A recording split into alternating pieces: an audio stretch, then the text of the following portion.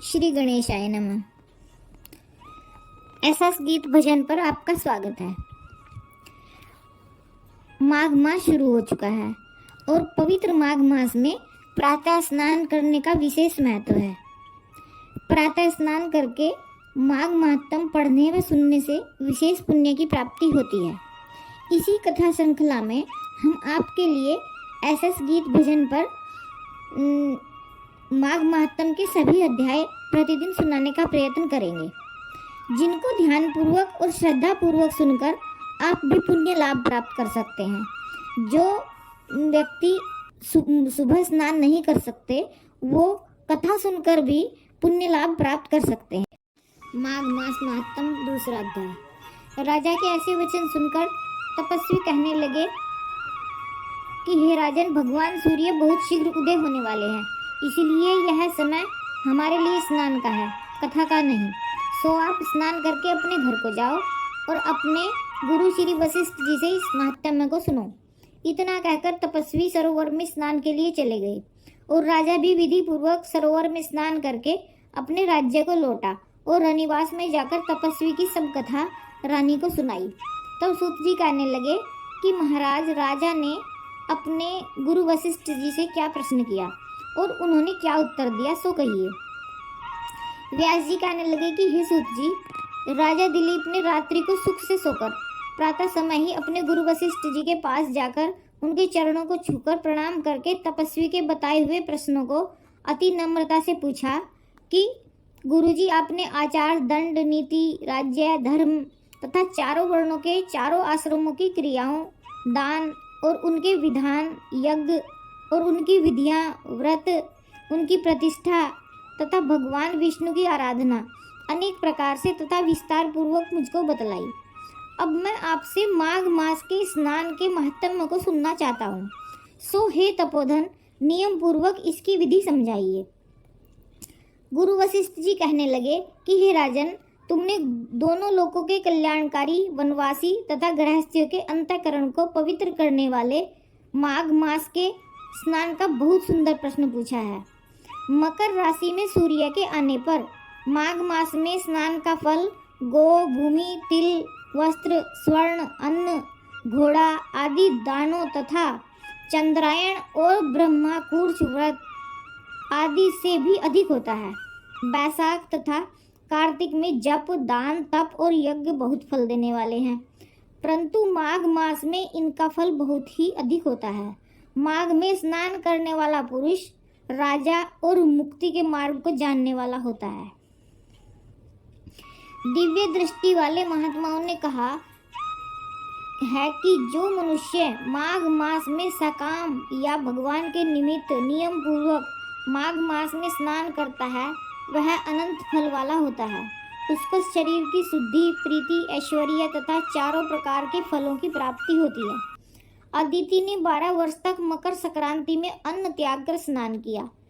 इससे तीनों लोगों को उज्जवल करने वाले 12 पुत्र उत्पन्न हुए। माघ में स्नान करने से ही रोहिणी, सुभगा, अरुंधति दानशीलता हुई और इंद्राणी के समान रूपवती होकर प्रसिद्ध हुई। जो माघ मास में स्नान करते हैं तथा देवताओं के पूजन में तत्पर रहते हैं, उनको सुंदर स्थान, हाथी और घोड़ों की सवारी तथा दान को द्रव्य प्राप्त होता है। अतिथियों से उनका घर भरा रहता है और उनके घर में सदा वेद ध्वनि होती रहती है। वह मनुष्य धन्य है जो माघ मास में स्नान करते हैं, दान देते हैं तथा व्रत और नियमों का पालन करते हैं और दूसरों के पुण्य के क्षीण होने से मनुष्य स्वर्ग से वापस आ जाता है। परंतु जो मनुष्य माघ में स्नान करता है वह कभी स्वर्ग से वापस नहीं आता। इससे बढ़कर कोई नियम, तप, दान पवित्र और पाप नाशक नहीं है। भृगु जी ने मणि पर्वत पर विद्याधरों को यह सुनाया था। तब राजा ने कहा कि ब्राह्मण, भृगु ऋषि ने कब मणि पर्वत पर विद्याधरों को उपदेश दिया था, सो बताइए।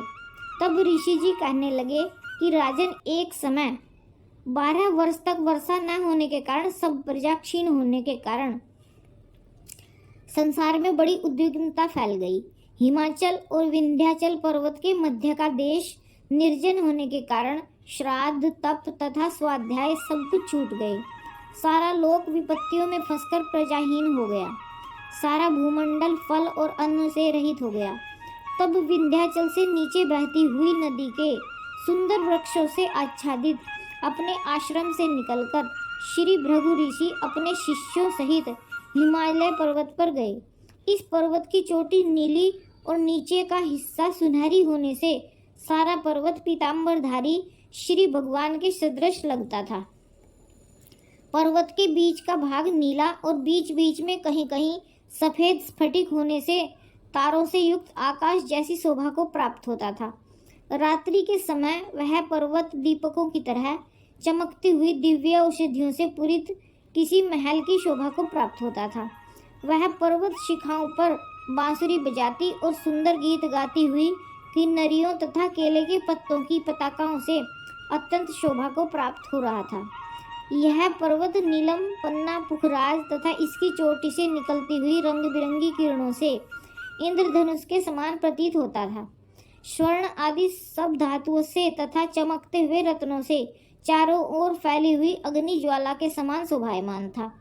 इसकी कंदराओं में काम पीड़ित विद्याधरी और अपने पतियों के साथ आकर रमण करती है, और गुफाओं में ऐसे ऋषि मुनि जिन्होंने संसार के सब क्लेशों को जीत लिया है, रात दिन ब्रह्म ज्ञान का ध्यान करते हैं और कई एक हाथ में रुद्राक्ष की माला लिए हुए शिव जी की आराधना में लगे हुए हैं। पर्वत के नीचे भागों में जंगली हाथी अपने बच्चों के साथ खेल रहे हैं और कस्तूरी वाले रंग बिरंगे मृगों के झुंड इधर उधर भाग रहे हैं। यह पर्वत सदा राजहंस तथा मोरों से भरा रहता है, इसी कारण इसको हेमकुंड कहते हैं। यहाँ पर सदैव ही देवता, गुह्यक और अप्सरा निवास करते हैं। दूसरा अध्याय समाप्त। जय श्री कृष्ण।